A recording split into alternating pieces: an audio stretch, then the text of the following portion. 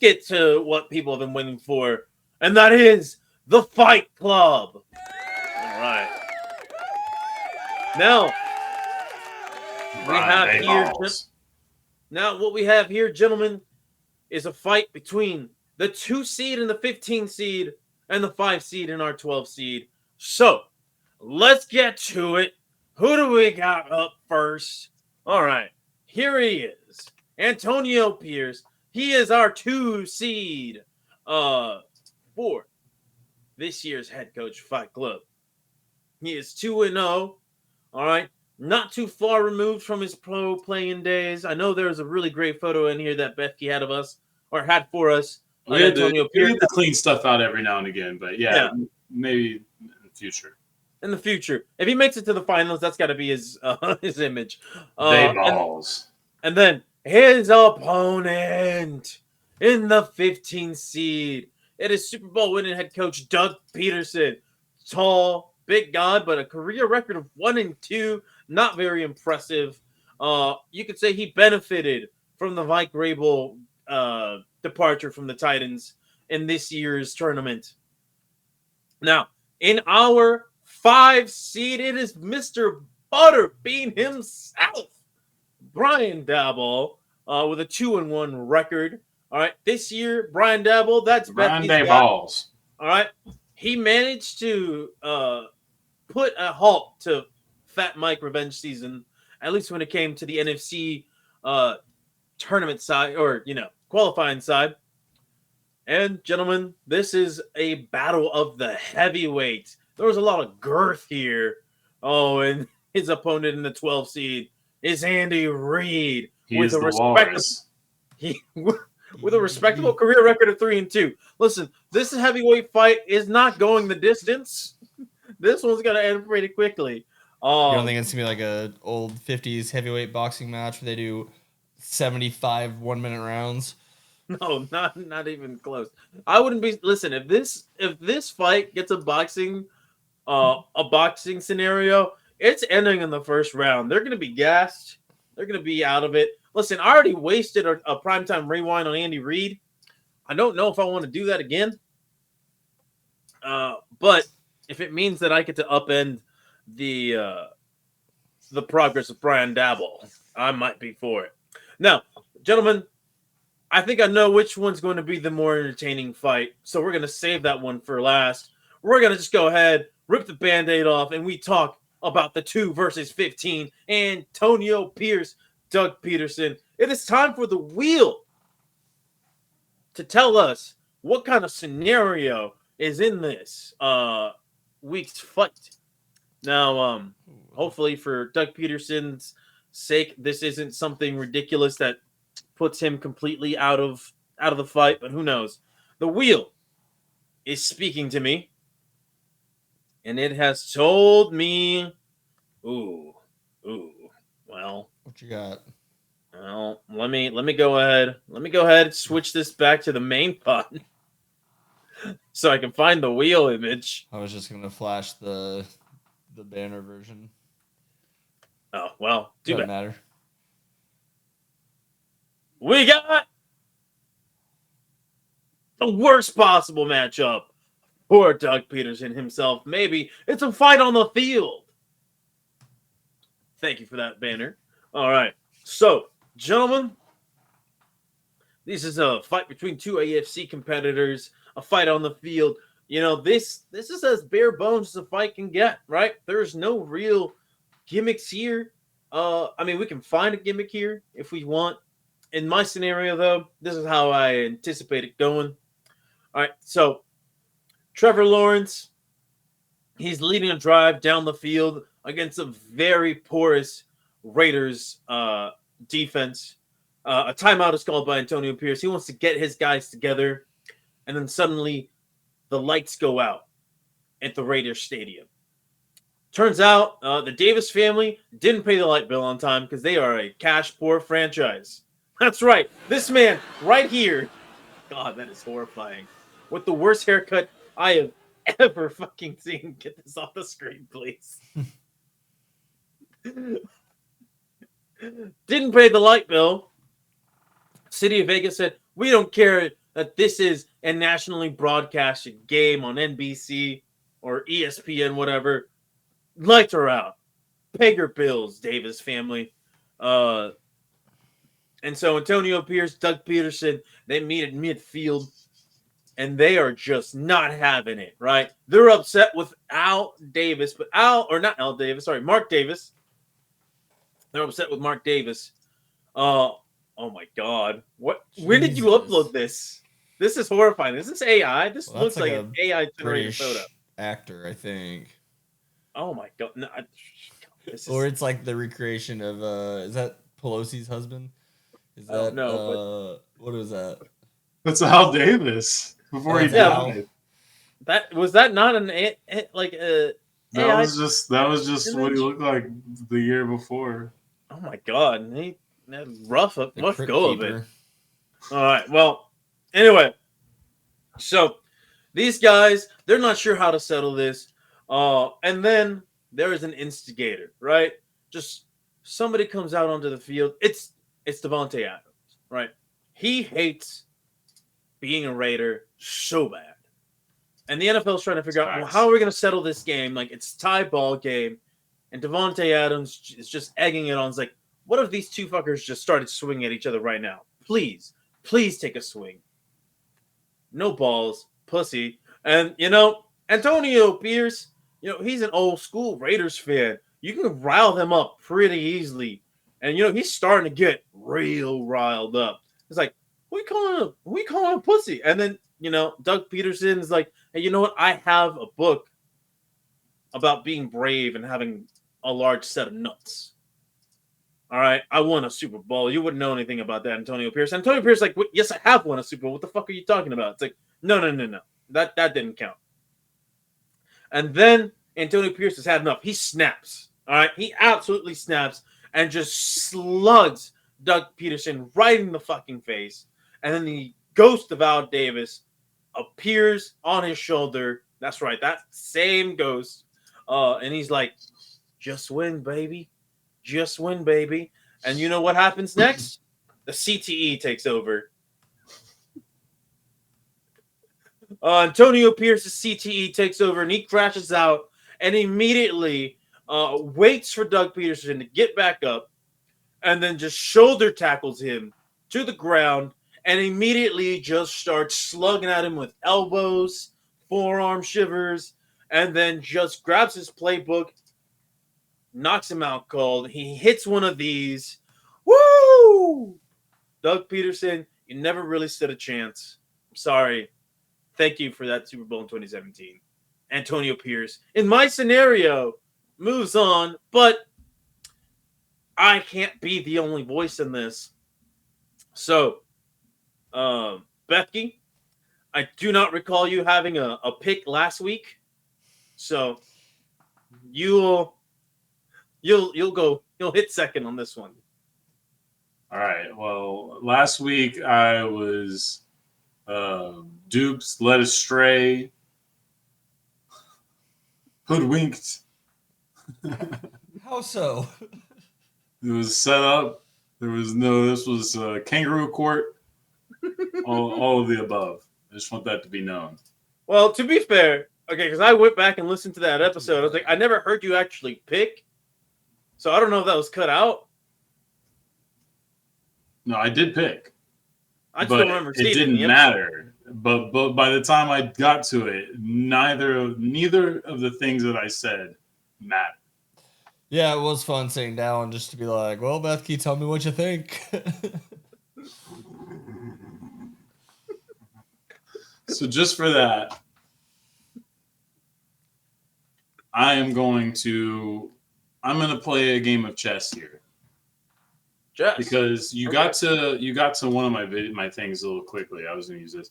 So I was just going to go with a whole elaborate story about Antonio Pierce having the leg up, beating Doug Pederson. They're at Allegiant Stadium in Vegas, but all of a sudden, Antonio Brown appears from under the stadium where he's been living and tweeting and making rap music. And he comes out to rip Antonio Pierce's heart out. And him and Doug Pederson collab on Put That Shit on the Remix.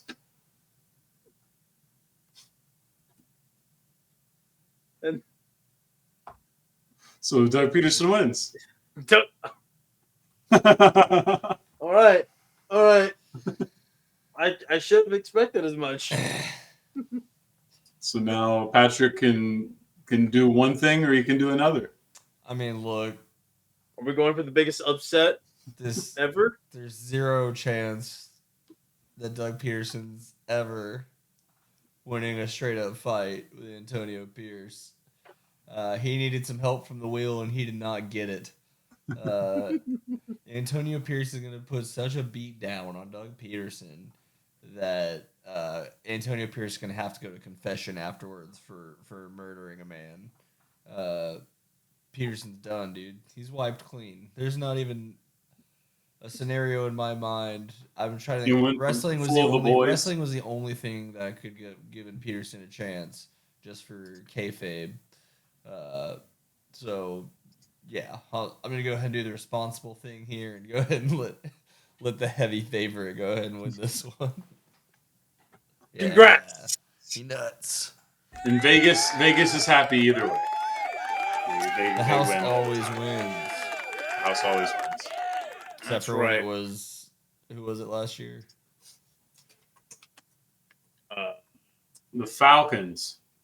Yeah. Now, gentlemen, there's really only one thing that I can say about this next matchup. And I've been waiting, baby. Because we have the heavyweight bout. We got two big, absolutely girthy men coming at each other. And you'd probably hear this kind of commentary. I just busted right inside him, and he can't extend on me anymore, and he seems a little overwhelmed by my girth and tonnage. The girth and tonnage fight, as this one will be called, between Butterbean Brian Daboll and the big walrus himself, Andy Reid. Now, Andy Reid has a respectable record here. So does Brian Daboll. Andy Reid, though he may have the size advantage overall, taller, girthier, right? Brian Daboll, he's younger, right? He has a better center of gravity than Andy Reid. Now, I've spun the wheel, and the wheel has told me that this is going to be a very unique setting. Audience, I don't know how to feel about this. I don't know how you'll feel about this, but we gotta go with what the wheel says. It told me we have a medieval joust. Oh, God. Now, instead of these gentlemen being on horses, I don't think there's a horse alive that could actually carry these two gentlemen. So those Wally machines. No, you know what? I know the standard Walmart. The rascals. Yeah. Listen. Hover around. You're not like totally off about like where I'm going with this. Gentlemen, I think there's only one kind of vehicle that guys like this, right? Guys who of this type of build, three-wheeled motorcycle. You know, you're not off. You know what I was thinking? And I need to get an image for this. But it's going to be the Oscar Mayer Wienermobile. Oh. Both these gentlemen will be riding the Oscar Mayer Wienermobile as their steady steeds. All right. Is Andy Reid also a hot dog guy as much as he seems to be a very loyal hamburgerist? So I bet he likes to go to Salt Lake. I don't know if there's a hamburger vehicle. Is there? Listen, I'm a hamburger car. I'm gonna look that up. Probably. Yes, McDonald's did it. If so. All right. Well, you know what? I found it. I found an image. Thank you, Google Images. Paddy Wagon from SpongeBob. That's all right. I was just gonna say, I found this one. Or But the why Good does it not? Burger one. Good Burger had a card? Listen, I'll trust one of you guys to find these vehicles to upload as a banner. But in the meantime, I'm just gonna say this: Brian Daboll, he's riding on the Wienermobile. Andy Reid, he is on top of a giant hamburger cart. Now they both have their lances. All right, ready and going. Now, it's fair to say that there needs to be something else involved. Because the last couple of medieval jousts, we use the mascots to carry our guys to each other, right? But we have a chief, which is just, a Native American man. And then a New York giant. That doesn't seem fair, right? Like, how is Andy Reid, who's going to be taking a piggyback ride on top of an average-sized Native American man, going to reach the top of the head of a giant where presumably Brian Daboll would be riding on? It just doesn't work. So that's why we're using these cars. Now, here's what's going to happen. Right when they get within 10 feet of each other, there will be spike strips that they use. Yeah, there we go. Oh, the paddy wagon. I love that. So there will be these strips with spikes on them. So that way there is a little bit more chaos involved in how these. God damn it. The Patrick face is just the Patrick Star face. Sorry. Classic. Yeah. Really throwing me off my game here. Anyway, so they'll be thrown right within they get 10 feet of each other. And then it all just kind of depends on the luck of the draw. And in my scenario, as they're coming at each other full force, going about 30 miles an hour, because that's about as much as these cars can handle with guys of these size. Here's what happens. Patrick Mahomes, he throws a glizzy from the audience right into Brian Daboll's driver's face, causing him to shake his car just a little bit. The spikes make contact with the tires, and it sends both guys flying in midair. And just because he's a little bit longer and a little bit more aerodynamic in his build, as he flies, he impales Brian Daboll completely by accident, killing the man. And Andy Reid survives the medieval joust. And I think we have our first major upset in the tournament. He kills Brian Daboll. In my scenario, Dabolls. I'm going to go ahead and Bethke, you deserve your opportunity to make this however you see fit. Yeah, I mean, there's not a lot. I mean, if there's a horse big enough to carry Peter Griffin, there's hope. That being said, we're going to use dragons for this because dragons are cool now. All right. So put in the notes of this that we're going to break down a very important thing in 2024 that has to do with dragons, and people will click. What is that? What am I looking at? What's that? Where did you find this? It's like some scary AI. Oh, Uncanny horrific. Valley Daboll. This is the worst AI thing I've ever seen, and it's also the funniest I've ever seen. And yeah, it is also possibly the scariest I've ever seen. I don't really know what's happening on a lot of ways, but the mouth is just mortifying, and the eyes are just soulless and terrifying. So basically, what I'm saying is, Brian Daboll, with his dragon, was not enough. This man found a great warlock buried deep into a cave somewhere and took a death-eating spell so that he could absorb as much food as possible and absorb any sort of contact that he was to be made. That looks sensual. What? Oh so, God.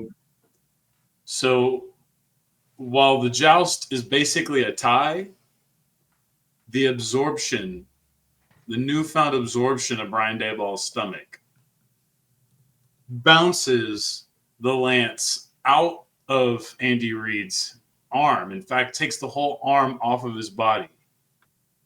And as he's profusely bleeding, with the death-eating curse now upon his body, Brian Daboll devours the entirety of Andy Reid and expands to be now twice the size as what he was to begin the fight. Dang. Well, shit. So, All right. Well, there we go. So you have Brian Daboll. yes, I have Brian Daboll with the death-eating curse.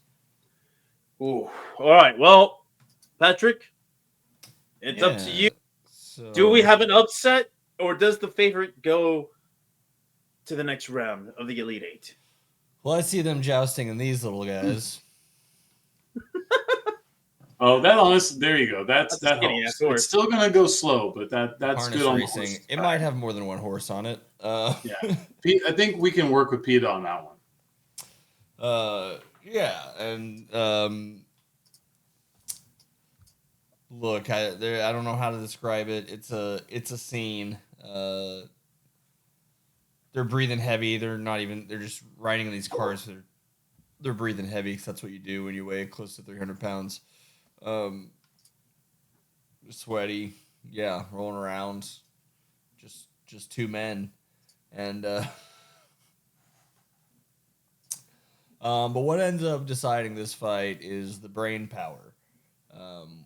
One guy's just seemingly a little bit smarter than the other when it comes to executing, finding those spots, exploiting weaknesses.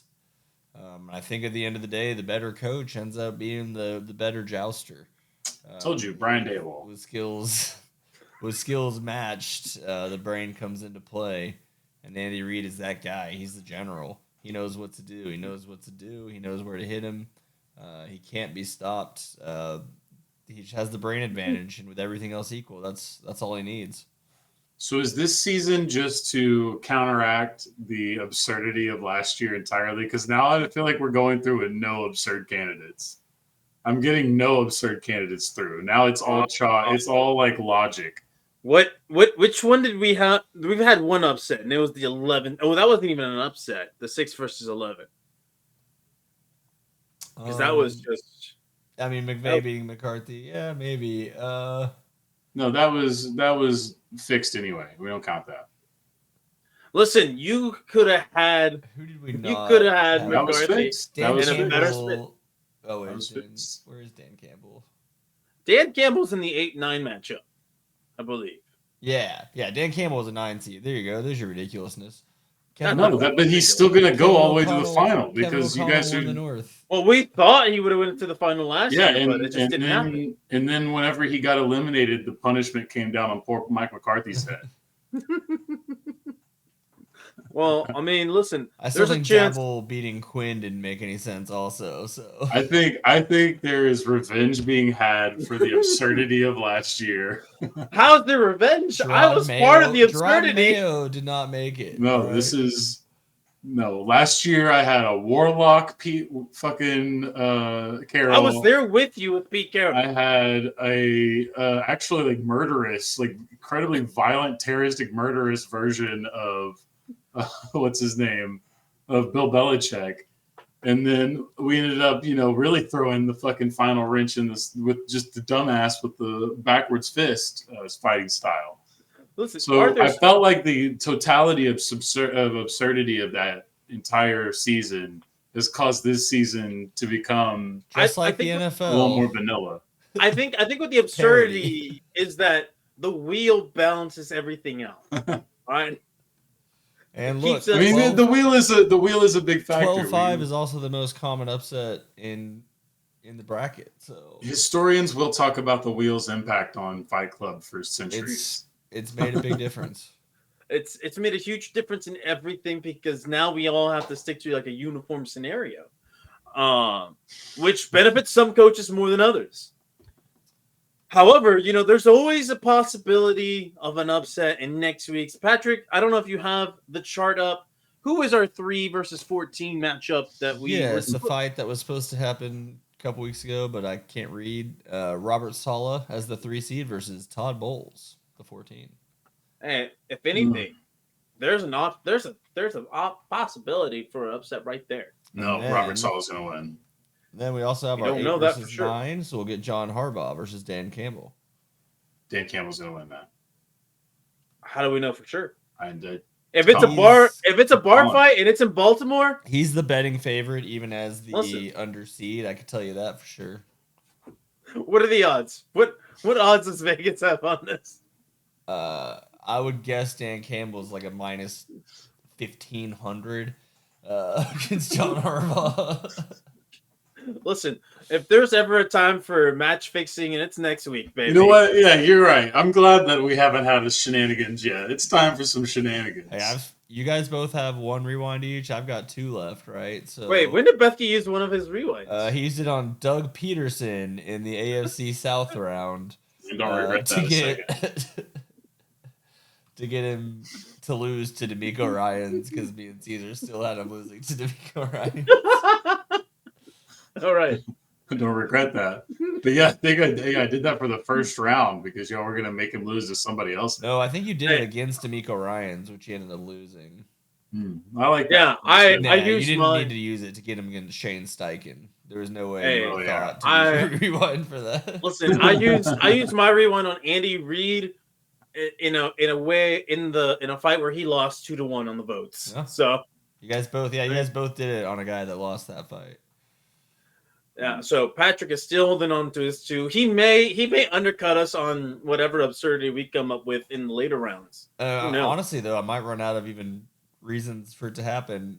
I got some ideas now that I'm looking at the chart. But anyways, Okay. so next well, week we'll finish up the Sweet 16, which means the Elite 8 is only 2 weeks away. only 2 weeks away. And that means that holy fuck, football's around the corner. Yeah, That is right. Basically August at that point, right? We'll record July 29th-ish for Elite 8, which means the Final Four is first week of August. When we get to the Elite 8, we'll do a matchup per week. You're right. We'll do a singular matchup per week, leading to the end of Fight Club right around the start of the NFL season, week 1. If everything goes Yeah, exactly these guys the way can't that be I think. distracted by fights. They got to coach games, so we got to get it. Yeah, they've got to get their shit together at some point. Exactly. We got to bring in So- the healing magic to to revitalize some of these guys. That is true. Lost the Now, love and feel. With that said, that concludes this week's Head Coach Fight Club. Tune in to next week's episode. All right. Whenever we see what happens,